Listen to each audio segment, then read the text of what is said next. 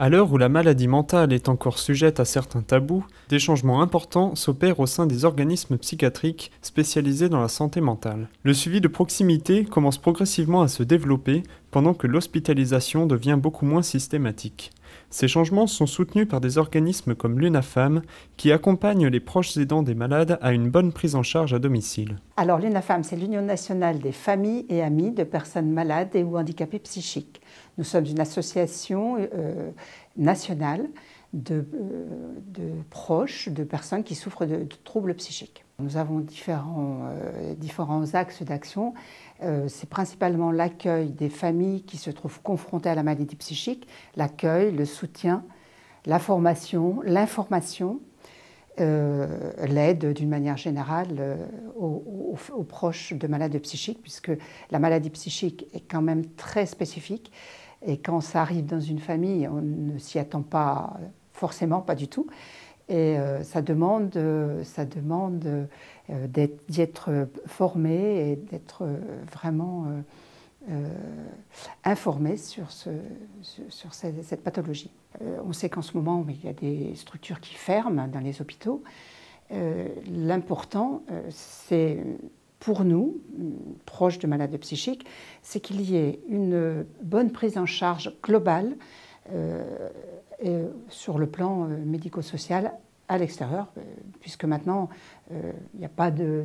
on n'enferme plus les personnes malades psychiques pendant des mois, voire des années. C'est l'hôpital pour les situations de crise, et puis en dehors de ça, puisque la maladie impacte lourdement la capacité à être autonome, la capacité à vivre en société, dans la société. Donc il est important qu'il y ait des structures qui viennent pallier ce problème. Conséquence de nouvelles restrictions budgétaires, les centres médico-psychologiques s'orientent vers de nouvelles solutions pour encourager le suivi de proximité et réintégrer les patients chez eux si l'hospitalisation n'est pas nécessaire. La première chose, c'est informer ce que c'est que la santé mentale, informer qu'actuellement l'OMS prévoit la dépression comme la deuxième cause de maladie après les maladies cardiovasculaires. Donc ça, il faut quand même noter que c'est un aspect important et qu'à partir de là, on est obligé de restructurer tout ce qui est psychiatrie. Alors je voudrais bien qu'on différencie l'aspect budgétaire actuel qu'on a dans tous les hôpitaux de France et de Navarre, et puis le travail de psychiatrie de proximité qui va se poursuivre d'une manière plus intensive, tout au moins sur certains secteurs de l'hôpital. Bon, moi, si vous voulez, j'étais sur le secteur de Longwy, on a développé tout un travail en partenariat avec la députée maire, on a monté un conseil local de santé mentale et tout ce travail se poursuit avec les communes qui sont affiliées. Il y a 6 communes autour de Dijon.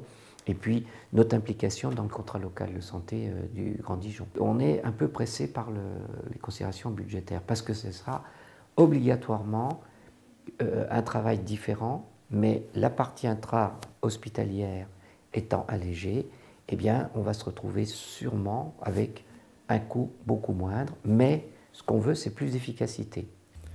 Ces nouvelles actions favorisent la sociabilisation des personnes atteintes d'une maladie mentale et permet également de désengorger les services hospitaliers et psychiatriques. On a réduit considérablement au profit d'un travail de proximité. C'est ça qu'il faut comprendre et que la population doit comprendre. 85% actuellement de la population accueillie en psychiatrie est suivie à l'extérieur de l'hôpital. Donc là, je crois qu'il y a une réactualisation de nos connaissances, il y a une réactualisation de notre travail, et ça, je pense qu'il va falloir prendre ce tournant.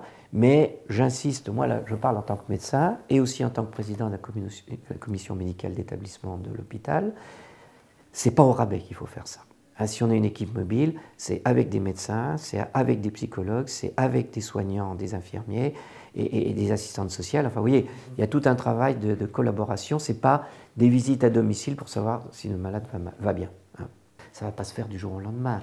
C'est un programme qui sera sur 3 voire 5 ans. Il ne s'agit pas de faire n'importe quoi. Mais surtout, et c'est là qu'il va falloir qu'on se coordonne bien avec déjà les équipes soignantes hospitalières et extérieures à l'hôpital, et puis les partenaires, que ce soit les médecins généralistes, médecins du travail, les équipes sociales, etc.